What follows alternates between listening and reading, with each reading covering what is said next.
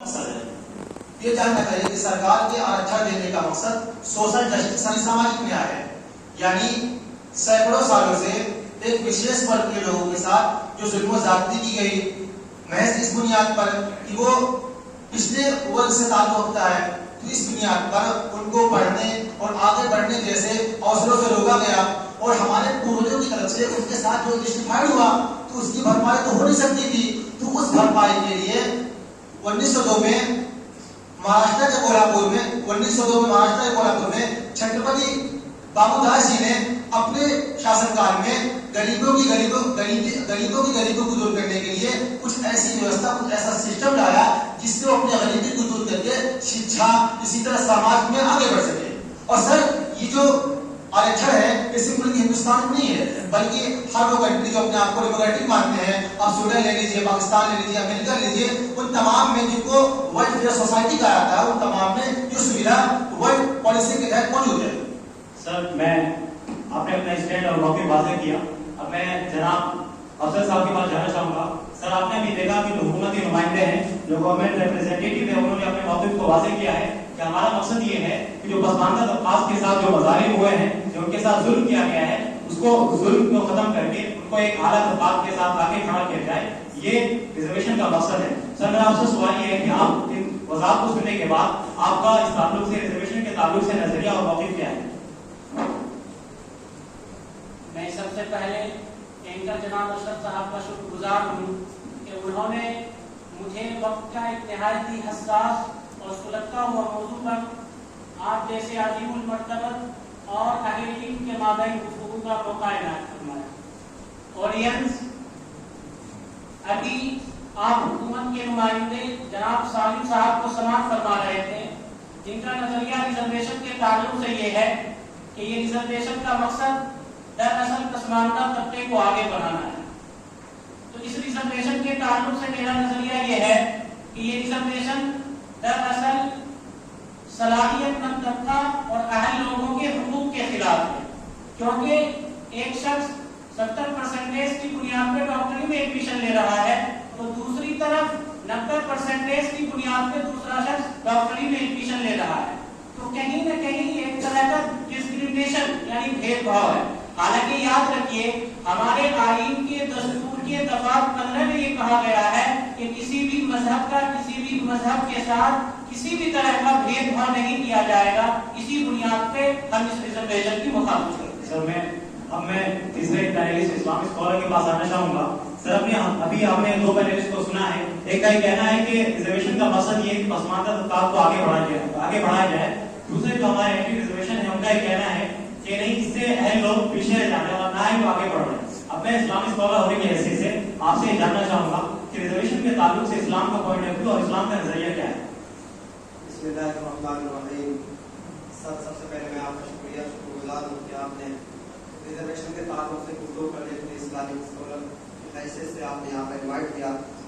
جہاں تک اسلام اور اسلام کی ریزرویشن کے نظریے کی بات ہے، جیسا کہ ابھی آپ نے شروع کی گفتگو میں کہا کہ ریزرویشن کا مقصد یہ ہے کہ پسماندہ طبقے کو پسماندگی کو دور کر کے ان کو ترقی کی راہ ہموار کرنا۔ اگر واقعی مقصد ریزرویشن لانے کا یہی ہے تو ہم اس کا سپورٹ کرتے ہیں اور اس کے لباس کی بات کرتے ہیں، کیونکہ یہ تصور تو ہمارے مذہب اسلام کے اندر آج سے 1450 صدی پہلے ہی موجود تھا۔ آپ دیکھیں نبی اکرم علیہ السلام نے معاشرے سے معاشی پسماندگی کو دور کرنے کے لیے نظام زکات کا لباس کیا اور فرمایا کہ خود من اموالہم وتؤدوا الی فقرائہم، یعنی فرمایا کہ مالدار حضرات سے ان کے اموال سے 2.5% مال لے کر غریبوں میں تقسیم کیا جائے تاکہ معاشی پسماندگی دور ہو سکے۔ اور اگر ریزرویشن کا مقصد یہ ہے کہ ذات و برادری اور مذہب کی بنیاد پر ترقی دینا اور ان کا آگے بڑھانا، تو ہم ظاہر اس کی مخالفت کرتے ہیں اور اس کو ریجیکٹ کرتے ہیں۔ میں جناب سالم صاحب کے پاس آنا چاہوں گا۔ سر ابھی یہاں پر بھی تین اسٹینڈ واضح ہو گئے ہیں، میں آپ سے جاننا چاہوں گا جس مدعے پر ابھی ہم بات کر رہے ہیں، کیا اس کا انڈین کانسٹیٹیوشن میں ہمارے آئین ہند میں اس کا کوئی تذکرہ ہے یا آپ جیسے لوگوں نے اس کو فیبریکیٹ کیا ہے؟ سر جہاں تک آرکشن دینے کی بات ہے تو سمویدھان کے انوچھید 46 کے انترگت اس کا الیکھ ہے، یعنی اس کا ذکر ہے کہ راج جو ہے پسماندہ طبقے یعنی انسوچت جاتی، اسی طرح انسوچت جاتی کے لیے کوئی ایسی ویوستھا، کوئی ایسا سسٹم لا سکتا ہے हिसाब से समझा सके। इसी तरह सर जो सरकार आरक्षण देती है वो एजुकेशन में देती है, जॉब्स में, इसी तरह जो सर पॉलिटिक्स में देती है, पॉलिटिक्स में जो सरकार रिलेशन देती है वो लोकसभा, राज्यसभा और पंचायत सभा में देती है। लोकसभा और राज्यसभा में जो रिलेशन दिया जाता है वो आर्टिकल 330 से लेकर 334 तक इसका जिक्र है। इसके अलावा जो राज्य पंचायत में आरक्षण दिया जाता है वो आर्टिकल 240 के इसका जिक्र है। सर मैं एक बात मैं कहना चाहूंगा कि अभी आपने कहा कि जो हमारा रिजर्वेशन दिया जा रहा है वो हमारे आईनी बेस को मेंशन किया गया है। मेरा आपसे सवाल है कि आपको ऐसा नहीं लगता कि रिजर्वेशन के अंदर चूंकि एक जाति को आगे बढ़ाया जा रहा है, क्योंकि ऐसा लगता है कि हमारी इंडियन कॉन्स्टिट्यूशन के खिलाफ है, क्योंकि हमारी इंडियन कॉन्स्टिट्यूशन के आर्टिकल 15 के अंदर कहा गया है कि किसी समाज के तहत डिस्क्रिमिनेशन नहीं होना चाहिए, यानी भेदभाव नहीं होना चाहिए। हालांकि हम देखते हैं कि जब हम रिजर्वेशन पर बात करते हैं तो एक समाज को आगे बढ़ाया जा रहा है, तो कुछ हद तक ऐसा लगता है कि एक तरह का भेदभाव है। तो आप इस ताल्लुक से क्या कहना चाहेंगे? सर जातिवाद को बढ़ावा देना उस वक्त होता जबकि हम उस वर्ग के लोगों को आगे बढ़ाते जो पहले से मजबूत हो, लेकिन उस वर्ग का वो व्यक्ति जो पहले से इकोनॉमिकली एजुकेशनली कमजोर है उसको अगर हम आगे बढ़ाते हैं तो सर जातिवाद को खत्म करना हो रहा है। वो इस माना कर कि जो हमारे भारत देश में जो सदियों से तस्वुर चला रहा था, जुआ जुग के तस्वुर चला रहा था, ये तस्वुर को खत्म करना वो इस बेस पर जब पिछड़े वर्ग के लोगों को हम ये तमाम सुविधाएं प्रदान करेंगे, तो जो सुविधाएं प्रदान करेंगे तो वो एक सामान्य कैटेगरी के जो लोग उनके बराबर में आएंगे तो उनके साथ रहेंगे तो जातिवाद खत्म होगा, बल्कि जातिवाद को बढ़ावा नहीं होगा। सर मैं की बात समझ गया। मैं आप एंटी रिजर्वेशन के पास आना चाहूंगा। सर ये बात सुनी आपने कि जो ये रिजर्वेशन का हम बात कर रहे हैं ये हमारे आईनी में इसका तस्करा है। अब मैं आपसे सवाल मेरा ये है कि सर आपको पता है कि इस रिजर्वेशन को जो हमारी इंडियन कॉन्स्टिट्यूशन में जिन्होंने दाखिल किया है वो एक इंटेलेक्चुअल तबका है, एक दानिशमंद तबका है। मेरा आपसे सवाल ये है जब एक इंटेलेक्चुअल तबके ने इसको दाखिल किया है ताकि पसमानदगी दूर हो सके, लोगों को एक आला तबकात की तरफ बढ़ाया जाए, सर आपकी इससे परेशानी क्या है? जाहिर है कि लोग ऐसे फायदा हो रहा है तो आप इसकी मुखालिफ क्यों हैं? देखिए सर, जहाँ तक बात है रिजर्वेशन की मुखालफत की, तो आपको मालूम होगा कि एक वो शख्स है जो जनरल तबके से ताल्लुक रखता है, वो किसी भी इम्तिहान में क्वालिफाई करने के लिए सिर्फ 115 नंबरात की बुनियाद पर क्वालिफाई करता है, और जो ओबीसी तबके से ताल्लुक रखता है जिसे रिजर्वेशन मिलता है वो 80 नंबरात की बुनियाद पर क्वालिफाई करता है, और एक तबका वो है जो SC ST कहलाता है, वो सिर्फ और सिर्फ 47 नंबरात की बुनियाद पर क्वालिफाई करता है। तो इसको आप इस तरह समझिए गोया के घोड़े और गधे के दरमियान रेस हो, और जब घोड़े के पांव में जंजीर इसलिए बांध दिया जाता है ताकि गधा मुकाबले में जीत जाए। सर मैं आपके कहने का मतलब समझ गया। आपके कहने का मतलब ये है रिजर्वेशन जो है इक्वालिटी पे है, यानी अहल लोग पीछे रह जा रहे और अहल लोग आगे बढ़ जा रहे। अब मैं इस्लामिक स्कॉलर के पास जाना चाहूंगा। सर अभी आपने इनके स्टैंड को और इनकी बातों को सुना है, मेरा आपसे सवाल है कि यहाँ पे इक्वालिटी की बात आई है, इक्वालिटी और अनइक्वालिटी। मेरा आपसे सवाल है कि सर जहाँ पर इस्लाम में क्या इक्वालिटी का कोई तस्वुर है और इस्लाम इस ताल्लुक से क्या कहता है? सर मज़हब इस्लाम का तो ये बुनियादी पैगाम है कि इस्लाम के अंदर तमाम इंसानों के हुकूक बराबर और उनको हर शोबे के अंदर वो एजुकेशन का शोबा एजुकेशन हो या इसी तरीके से पॉलिटिक्स का शोबा हो, कोई भी शोबा इस्लाम तमाम इंसानों को ऐसा मौके फराहम करता है। रंग जात बिरादरी की वजह से इस्लाम किसी को अलग नहीं करता, बल्कि इंसानों की बुनियाद पर इंसानियत के हुकूक देता है। सर मैं अभी आपने ये कहा कि इक्वालिटी की बात की है, अब मैं जनाब सालिम साहब की बात जो आप हुकूमती नुमाइंदे हैं, सर आपकी बात में कॉन्ट्रडिक्शन और तजाद है। एक तरफ आप ये कहते हैं कि रिजर्वेशन ये इंडियन कॉन्स्टिट्यूशन के खिलाफ नहीं है, लेकिन मैं आपको एक एग्जाम्पल देना चाहूंगा। एक मिसाल है कि सर अभी आपकी जो हुकूमत है अगर दलित समाज से ताल्लुक रखता है कोई शख्स तो जाहिर है कि उसको रिजर्वेशन दिया जाता है, लेकिन अगर वो आदमी ईसाई हो जाए उसके रिजर्वेशन को खत्म नहीं किया जाता। लेकिन दूसरी तरफ अगर वो दलित आदमी अगर वो मुसलमान हो जाए तो आप उसके रिजर्वेशन को खत्म करते हैं। तो कहीं ना कहीं ऐसा लगता है कि आपके कॉल और फेम में तजाद है, आप कहे कुछ और है और कर रहे हैं, डबल स्टैंडर्ड है। आप इस ताल्लुक से क्या कहना चाहेंगे? सर ये आपका प्रश्न बहुत ही संवेदनशील है। सर इसका मैं उत्तर देना चाहूंगा। सर उसका मुख्य कारण ये है कि जब पिछले वर्ग का कोई व्यक्ति अपने धर्म को छोड़कर दूसरे धर्म में जाएगा, मान लीजिए आप वो अपने धर्म हिंदुइज्म को छोड़कर अगर वो मुस्लिम में जाता है तो हम उसको नहीं देते हैं। हाँ अगर वही व्यक्ति यानी उसी वर्ग का कोई व्यक्ति अपने धर्म को छोड़कर सिख धर्म को अपनाता है हम उसको देते हैं। सर इसकी बुनियादी वजह है जो हमने आरक्षण की बुनियाद रखी है वो कास्ट की बुनियाद पर रखी है, और मुसलमानों के यहाँ इसी तरह क्रिश्चियन के यहाँ जातिवाद और जाति भेद का कोई तस्वुर नहीं है। लेकिन आपकी जो बात है सही है, इंडियन कॉन्स्टिट्यूशन के खिलाफ है। آپ کو پتا ہے کہ انڈین کانسٹیٹیوشن کا جو پریامبل ہے جو فرسٹ پیج ہے اس کے اندر آپ دیکھیں اس کے اندر یہ بات کی گئی ہے we are the people of India does not matter کہ مسلم ہے ہندو ہے کرسچن ہے اس سے کوئی بات نہیں کی گویا کہ جو ہماری انڈین کانسٹیٹیوشن ہے اس کے اندر کاسٹزم کا کوئی تصور نہیں اس کے اندر یہ کہا گیا ہے we are the people of India اس سے یونٹی کی بات آتی ہے اتحاد کی بات آتی ہے اس کا یہ مطلب ہوتا ہے کہ ہمارے ہندوستان کے جو ہندوستان کا آئین ہے اس کے اندر یہ کہا گیا ہے کہ ایک نظر سے تمام کو دیکھا جائے گا کاسٹزم کا کوئی تصور نہیں ہے جب یہ باتیں ہیں تو اگر آپ کسی کو ریزرویشن ذات کی بنیاد پہ دے رہے ہیں تو اس کا مطلب یہ ہوتا ہے کہ آپ ذاتی بات کو بڑھاوا دے رہے ہیں تو وہ کہ یہ آپ کی یہ بات خود ہندوستان کے قانون اور انڈین کانسٹیٹیوشن کے خلاف تو سر آپ ایسے قانون کیسے لا سکتے ہیں جو انڈین کانسٹیٹیوشن کے خلاف ہو؟ سر اس کا اتر میں پہلے آپ کو دے چکا ہوں کہ جاتی بات کو بڑھاوا دینا اس وقت ہوتا ہے جبکہ ہم کسی سامان ورگ کے کسی ویکتی کو بڑھاوا دیں لیکن یہاں پر پچھڑے ورگ کے جو کہ پہلے سے ہی ایک زمانے سے اس کے تمام حقوق سلب کیے جا رہے ہیں وہ اس مانا گیا کہ جو پچھڑے ورگ کے لوگ ہیں وہ صرف بڑے ورگ کے لوگوں کی خدمت پر معمول رہیں گے نہ ویوستھا میں آپ پڑھ سکیں گے اسی طرح نہ وہ شکشا کے معاملے میں پڑھ سکیں گے تو ان کو سر ایسی سویدھائیں پردان کر کے آگے بڑھانا یہ جاتی بات کو نہیں ہے بلکہ ان کو جاتی بات کو تصور کو ختم کرنا ہوگا. سر آپ نے ابھی ان کی بات کو سنا میں اینٹی ریزرویشن کے پاس آنا چاہوں گا. سر ابھی ان کی بات کو آپ نے سنا کہ ان کا مقصد یہ کہ پسماندہ طبقے کو آگے بڑھایا جائے. سر ابھی آپ نے اس سے پہلے ایک بات کہی تھی کہ ہم اس اسٹینڈ کے اور اس ریزرویشن کے خلاف اس بنا پر ہیں کہ اس کے اندر اہل لوگ پیچھے رہ جا رہے ہیں اور نااہل لوگ آگے بڑھ جا رہے ہیں. میں آپ سے جاننا چاہوں گا سر یہ ضروری تو نہیں ہے کہ جس آدمی کے اندر کوالٹی ہے وہ آگے بڑھے. آپ دیکھیں انڈیا ٹوڈے جو شو ہے اس کا جو مالک ہے آنر ہے آپ دیکھیں کہ وہ جو اس کا قابل بنا آنر بنا ہے وہ صلاحیت کی بنیاد پر نہیں بنا ہے وہ میرٹ کی بنیاد پر نہیں بنا بلکہ آپ دیکھیں اس کے جو فادر ہیں وہ اس کے آنر تھے اس کے مرنے کے بعد وہ آنر بن گیا. کہنے کا مطلب یہ ہے کہ ظاہر کہ ضروری نہیں ہے کہ جو آدمی جس پوسٹ پہ جائے اس کا اہل بھی ہو ضروری نہیں ہے. کہ ہماری انڈین کانسٹیٹیوشن میں یہ یونیورسل لا ہے کہ ہمارے یہاں میرٹ کو دیکھ کر خوبیوں کو دیکھ کر کہ ہر بات دیا جائے یہ ضروری نہیں ہے. اس کے بعد بھی آپ یہ کہیں گے کہ ضروری ہے کہ اس میں اہل لوگوں کو آگے بڑھایا جائے اور نااہل کو پیچھے رکھا جائے. دیکھیے جہاں تک بات ہے کہ انڈیا ٹوڈے کا وہ مالک بن گیا اور یہ ریزرویشن الگ چیز ہے اور مالک بننا الگ چیز ہے کیونکہ مورث جیسا بھی ہو وہ وارث وہی بنے گا اگر اس کا اہل ہو یا نہ ہو وارث وہی بنے گا. اور جہاں تک بات ہے ریزرویشن کی تو یہ الگ چیز ہے. ریزرویشن میں یہ دیکھیے کہ ایک شخص وہ ہے جو 113 نمبر لا کر پیچھے ہو جا رہا ہے اور ایک شخص وہ ہے جو 45 بلکہ 50 نمبر لا کر وہ کوالیفائی کر جا رہا ہے. سر مجھے لگتا ہے کہ آپ کو انڈیا کے پرائم منسٹر سے محبت نہیں.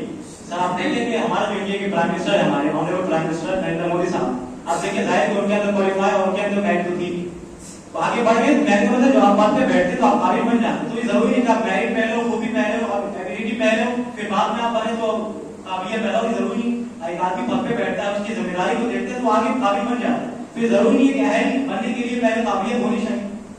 اگر اس بنیاد پہ آپ کسی کو نوکری دے دیں گے تو پھر دیکھیے ابھی بھاگلپور کی خبریں آپ پڑھے ہوں گے 5 جون 2023 کی کیا ہوا 70 کروڑ لاگت سے پل تیار کیا گیا اور وہ پل شروع ہونے سے پہلے حادثے کا شکار ہو گیا. اور کچھ دنوں پہلے ابھی آپ 25 جون کی خبریں اڑیسہ کی پڑھے ہیں 3 ٹرین آپس میں ٹکرا گئی.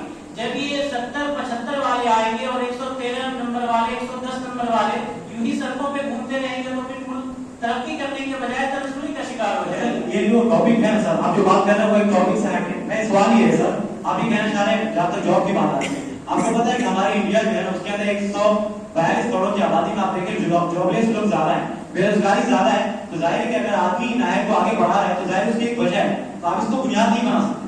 نہیں تو اس کی ایک آپ ریزرویشن کے بجائے دوسرے طریقے اختیار کیجیے. اس کے لیے متبادل کیا ہے سر آپ کے پاس؟ اگر آپ آرشن اس بنا بنا دیں اس کا متبادل ہے آپ کے پاس؟ اس کا متبادل یہی ہے کہ آپ اس کے لیے اسکالرشپ متعین کر دیجیے.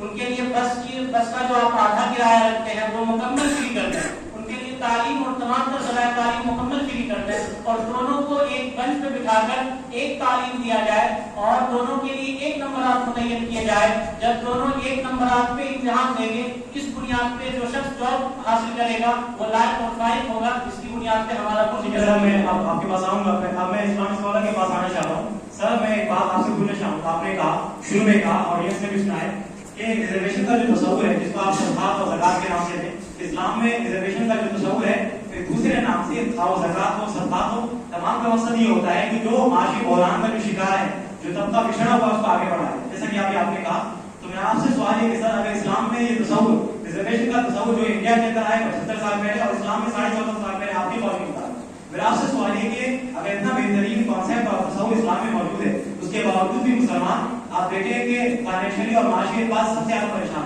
اور صرف انڈیا کا معاملہ نہیں, آپ سوڈان دیکھ لیں, آپ ایجپٹ دیکھ لیں, اسی طریقے سے آپ ملیشیا, انڈونیشیا, سوڈان, آپ پاکستان دیکھ لیں, تو تمام جگہ پر مسلمان پریشان ہیں. اگر بہترین تصور موجود ہے تو اس کے بعد بھی مسلمان فائنینشلی اور معاشی اعتبار سے کمزور کیوں؟ سر یہی تو افسوس ہے کہ مسلمانوں نے اپنے مذہب کی تعلیمات کو ترک کر دیا اور چھوڑ دیا. جو تصور اسلام نے دیا تھا اگر مسلمان اپنے مذہب کی تعلیمات پر عمل کرتے تو آپ کا اشکال نہ ہوتا. اور جہاں تک بات ہے آپ کے انڈونیشیا وغیرہ کی جو مثال آپ نے پیش کی, مسلم کنٹریز نہیں ہے, وہاں پہ نظام اسلام کا رواج وہاں پر نہیں ہے. اگر آپ میں اسلامی کنٹری کی بات کی, میں نے یہ کہا کہ وہاں پہ مسلمان ہیں. آپ انڈونیشیا میں دیکھ لیں, وہاں مسلمان کتا کھا رہے ہیں. تو کہنے کا مطلب یہاں پہ ساری اگر اتنا بہترین تصور موجود ہے تو پھر مسلمان اتنے معاشی اعتبار سے پریشان ہوئے. دوسری بات صحیح ہے کہ جب ہم بات کر رہے ہیں یہاں پر کہ نیوٹرل ہوگا, چونکہ ہم انڈین کانسٹیٹیوشن کا بڑی بات کر رہے ہیں, تو انڈین کانسٹیٹیوشن جو وہاں پہ مذہب کوئی نہیں ہے, لادینیت کا قاعدہ ہمارے ہندوستان ہے. ظاہر میں آپ سے سوال ہے کہ آپ ایک اس کا لاجیکلی کوئی جواب دیں سر. اب تعلیمات کی بات نہیں, آپ کو پتا ہے جہاں تک میں نے آپ کے اسلام کا اسٹڈی کیا ہے تو مجھے اتنا اندازہ ہوا کہ دو چیزیں, ایک سبب ہے, ایک مسبب الاسباب ہے. تو آپ صرف مسبب الاسباب والا مسئلہ نہیں چھوڑ سکتے, آپ اس کا سبب کاز اس کی کیا ہے. میں نے کہا نا کہ افسوس یہ ہے کہ مسلمانوں نے اپنے مذہب کی تعلیمات پر عمل نہیں کیا. جیسا کہ آپ نے کہا کہ صدقات اور زکات وغیرہ کی اس مسئلے کے اوپر مسلمانوں نے عمل نہیں کیا. اس کی بنیادی وجہ آج معاشی بحران جو مسلمانوں کے درمیان, اس کی بنیادی وجہ یہی. اگر آپ پڑھیں گے اسلام کی ہسٹری کو آج سے 14.5 صدی پہلے, آپ نے دیکھیں کہ ملک عرب کے اندر معاشی اعتبار سے مسلمان بہت زیادہ پریشان تھے. اگر آپ نے مطالعہ کیا ہو, پیغمبر اسلام نے جب زکات کے نظام کو نفاذ کیا, 32 سال کی مدت کے اندر وہ نتیجہ سامنے آیا کہ پورے مملکت اسلامی کے اندر کوئی شخص زکات دینے والا باقی نہیں رہا. یہ اسی کا نتیجہ تھا زکات اور صدقات کے کام کا نفاذ. میں سر آپ کے پاس آؤں گا, میں جو اینٹی ریزرویشن ہے آپ کے پاس جانا چاہوں گا. سر میرا آپ سے سوال ہے کہ سر ابھی آپ نے کہا کہ چونکہ ہم اس لیے مخالف ہیں چونکہ اس کے بہت سارے سائڈ افیکٹ ہیں. میں آپ سے کچھ واقعات جاننا چاہوں گا کیونکہ جس کے واقعات ہے بھی نہیں کہ آپ اپنی طرف سے کیا ہے. دوسری بات سر, کیا آپ اس ریزرویشن کے جو مخالف ہیں کیا آپ اس کے اکیلی جھنڈا لہرا رہے ہیں اور بھی لوگ آپ کے ساتھ ہیں؟ دیکھیے جہاں تک بات ہے ریزرویشن کی مخالفت کی, تو میں صرف تنہا نہیں ہوں, بلکہ سب سے زیادہ اس ریزرویشن سے جو پریشان ہے وہ یووا ہے.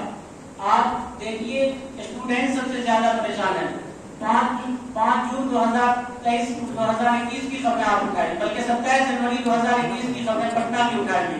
وہاں دیکھیے ایک اسٹوڈنٹ وہ ہے جو 113 نمبر لانے کی بنیاد پہ کوالیفائی نہیں کر پا رہا ہے, اور دوسرا طالب علم جو 55 نمبرات کی بنیاد پہ اسے اچھی نوکری مل جا رہی ہے, اس کی بنیاد پہ وہ طالب علم خودکشی کر لیتا ہے. اور وہ صرف خودکشی نہیں کرتا, اس کے ساتھ دینے والے بہت سے لوگ سڑکوں پہ اتر آتے ہیں, ٹرینیں جلا دی جاتی ہیں, بس میں آگ لگا دی جاتی ہے. تو کہیں نہ کہیں طالب علم زیادہ پریشان ہے. سر آپ دیکھیں گے یہاں پہ دو باتیں نا سر, ایک طرف میجورٹی اکثریت کی ایک ہم بات کریں, دوسری طرف مائنورٹی اقلیت ہے. ہم جب بات کرتے ہیں ریزرویشن کی تو ہم بات کرتے ہیں ایک ایسے طبقے کی جو پسماندہ ہے.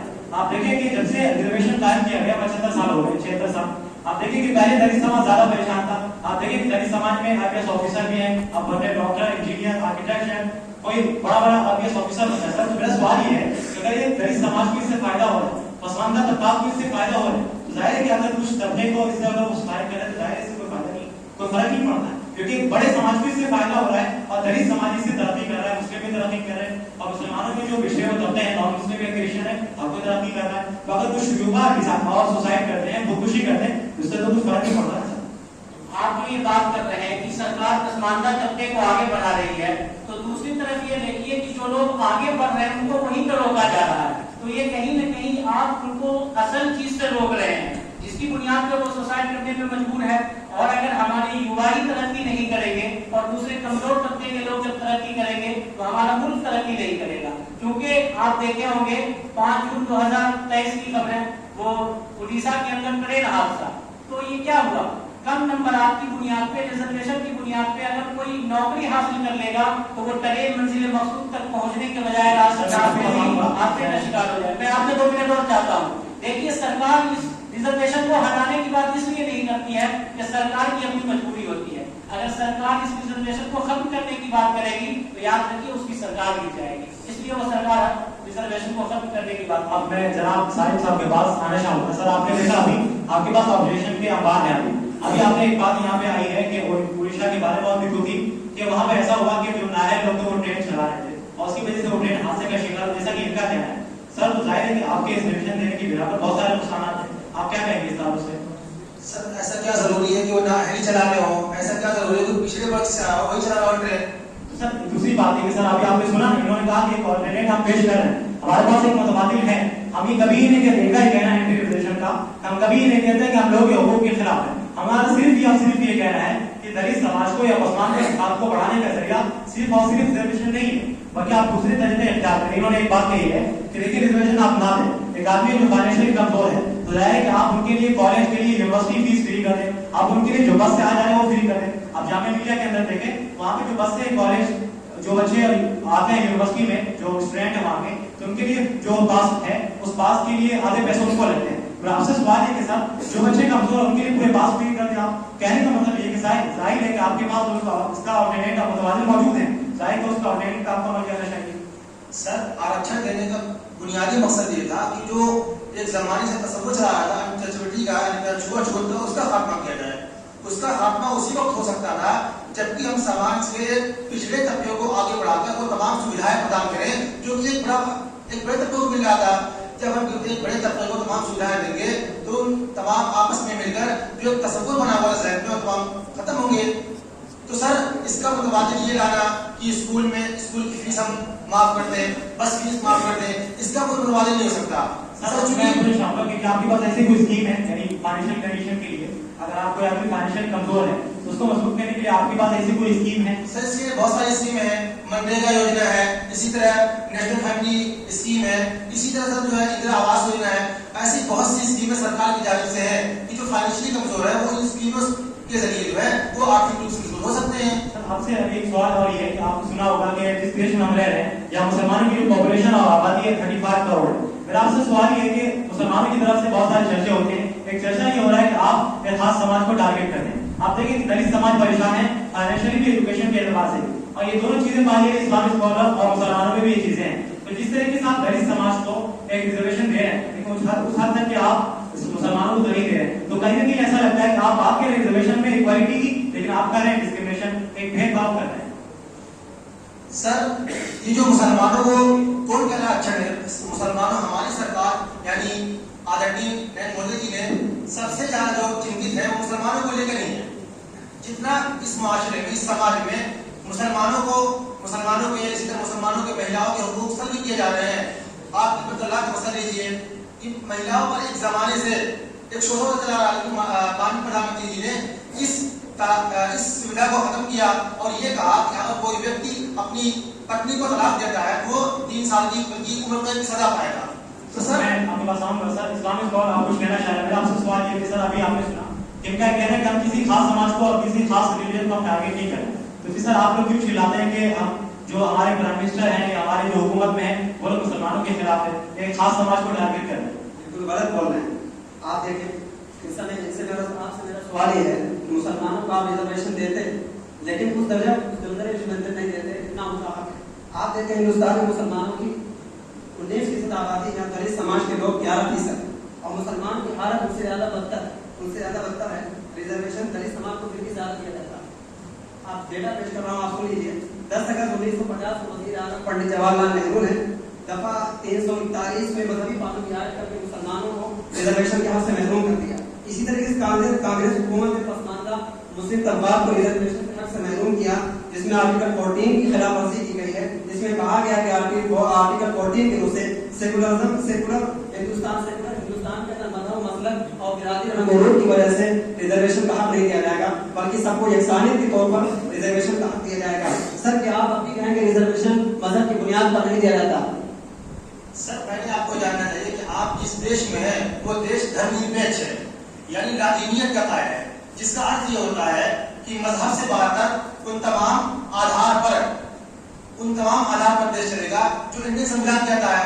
और इंडियन संविधान जो पिछड़े वर्ग को आरक्षण दे रहा है वो इस बिना पर कि उनको एक लंबे जमाने से उनको जमाने में टारगेट किया गया, उनको आगे बढ़ने दिया गया।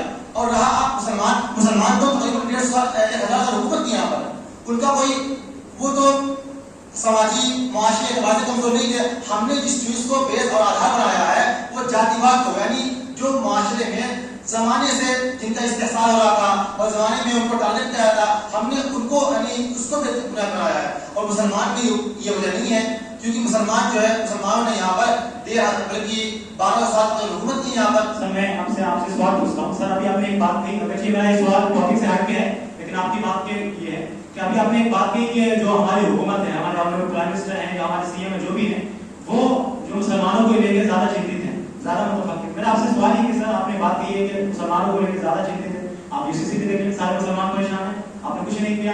اب اس سے RIC اس طریقے سے آپ دیکھ لیں کہ اس وقت موضوع پہ یو سی سی والے مسئلے میں ہزاروں مسلمان نکل گئے, لیکن آپ کی حکومت کو کچھ اس سے فرق نہیں پڑا. تو آپ ایک طرف کہہ رہے ہیں کہ ہماری حکومت زیادہ چنتت ہے, دوسری طرف آپ کو کوئی فکر نہیں.